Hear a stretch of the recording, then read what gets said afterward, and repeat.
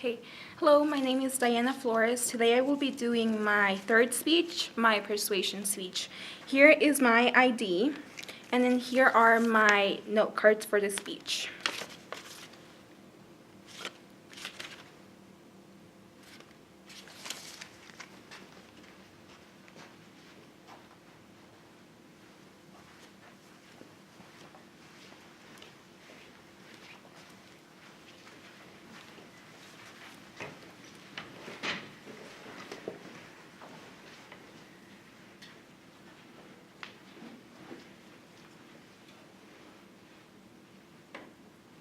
Have you ever not known where your next meal would come from?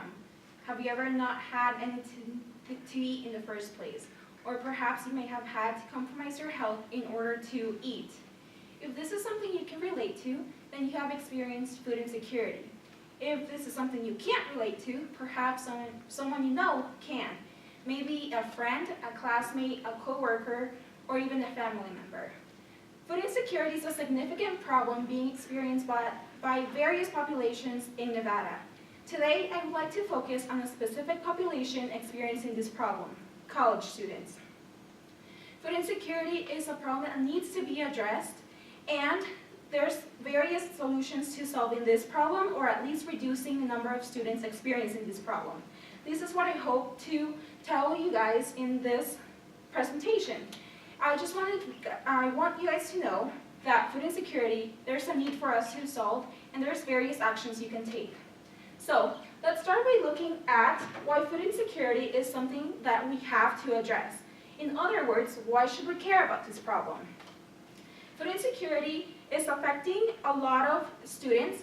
Initially, it may not appear as a significant problem, but data and experts say otherwise. In 2017, a report by the Hope Lab in Wisconsin revealed that 36% of college students from four-year universities had experienced food insecurity in the last 30 days. We can also bring the issue closer to home and look at food insecurity within our own campus. In 2018, just last year, the ASUN conducted a survey here in the university and revealed that 22% of UNR students are experiencing food insecurity. Therefore, there is actually quite high a number of students experiencing this problem. It's not only important to look at the numbers, but also to dig deeper and look at how food insecurity is affecting each individual. It can lead to a number of negative outcomes, for example, in the area of health. According to the Office of Health Attention and Health Prevention, food insecure individuals face a higher risk of obesity. Additionally, according to Feeding America, vulnerable populations are also more likely to experience chronic disease, such as chronic stress, diabetes, and high blood pressure. Therefore, this is a problem affecting not only students in other colleges, but also our own campus. It can lead to a number of negative outcomes and can have detrimental effects.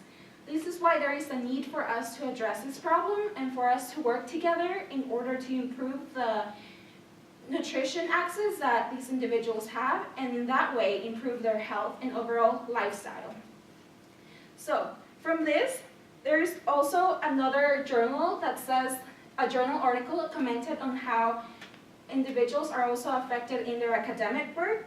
A journal from the Nutrition, Education, and Behavior, they stated that there's a link between GPAs and food insecurity. So food insecure individuals are more likely to have lower GPAs, and they are more likely to not go to class and to withdraw from college in general. Therefore, this is something that we have to address. There is a need for us to do something about it. And the next question that you guys may have is, what can be done? What solutions are there? So, I present to you 3 different approaches to solving this problem, or at least reducing the problem. Number 1, I encourage you all, if you're experiencing food insecurity, you should visit organizations that can help. If someone you know is experiencing this problem, then you can also inform others about the resources that are available to them. There in our campus, the most accessible resource is Pack Provisions here on the left. They are a program that provides different resources to students, for example, both perishable as well as non-perishable foods, meals on campus, and other necessities they may need. Here on the right is a second resource, the Nevada Food Bank. They offer a number of programs for different individuals in our community. They're programs that college students can benefit from, is the Mobile Harvest Program, which distributes food to different communities in need, neighborhoods in need. And a second program is the Nutrition Education Program, which informs people about nutritious food choices, easy ways to prepare food, as well as how to buy food with a limited budget. So there's different resources that you can ask help from, or you can inform others about. A second solution is to volunteer. The Nevada Food Bank encourages community members to volunteer with the organization and also to join the fight against food insecurity. The PAC provisions also encourages the students to volunteer, as they rely on volunteers for the program to work. Without volunteers, it would be more difficult for PAC provisions to assist the students in need. So by volunteering, you are really taking a stance against food insecurity, and not only that, but your actions also have an effect on the community. So volunteering is both self-rewarding, and you are positively impacting the lives of those affected by food insecurity. A third solution is to donate. PAC Provisions accepts both financial and food donations. In the website, it says that a big part of what PAC Provision provides to the university communities through donations.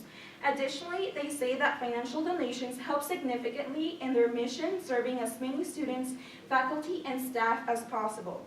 Therefore, your donations, either financial or resources that you donate, can have a significant impact on those affected by food insecurity, as it allows them to receive the items they need to lead a healthier life.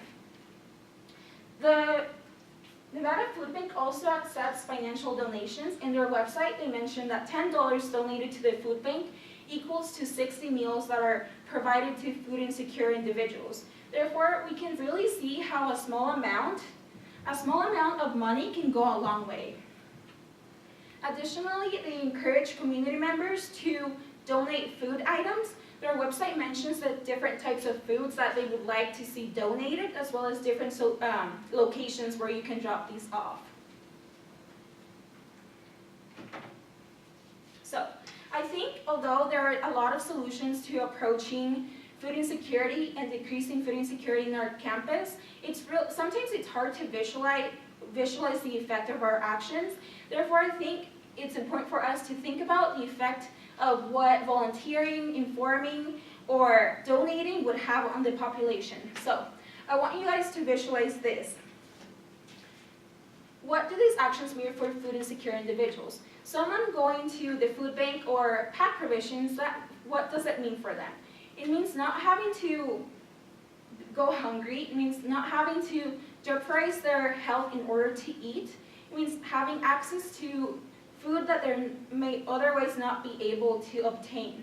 Therefore, it's really you contributing to these organizations really has a positive impact on them, as you are able to help them receive the food that they need to be healthier and enhance their quality of life. Additionally, if you think about it, just one person donating or volunteering can have a significant effect. Now think about the effect that hundreds of people doing this would have. I want you guys to think about this example. Okay, there's 5 of us here, 6 of us, and like I talked about before, $10 donated to the food bank equals to 60 meals.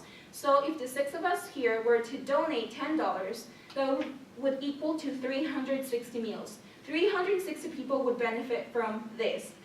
There's so much we can do, but the problem is that we have to act in order to really make a difference. So, overall, I have provided you with all of this information. So what is it that I want you guys to go to your houses with? Basically, the conclusion that I want to leave you guys with is that food insecurity is a significant problem experienced by college students. The numbers are high, and it can lead to a number of negative health outcomes as well as academic outcomes. So this is the reason why we have to address this problem. There is a need for us to address this problem.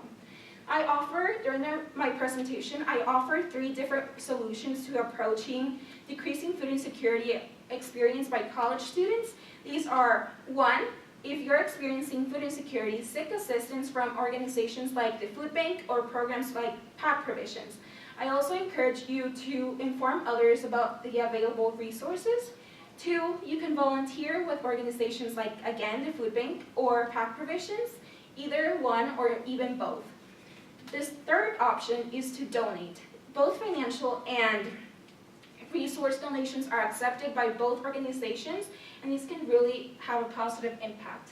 Overall, there are so many ways we can help reduce food insecurity. However, this information, the important part is putting it into action. Therefore, I make a call for action for you guys to go out into your communities, in our community, and become more involved in addressing food insecurity. Inform others, seek assistance if you need it, volunteer, and donate. Together, we can improve the situation and move towards a brighter future for the individuals experiencing food insecurity. And together, we can change lives. However, we have to act in order to make a difference. Thank you.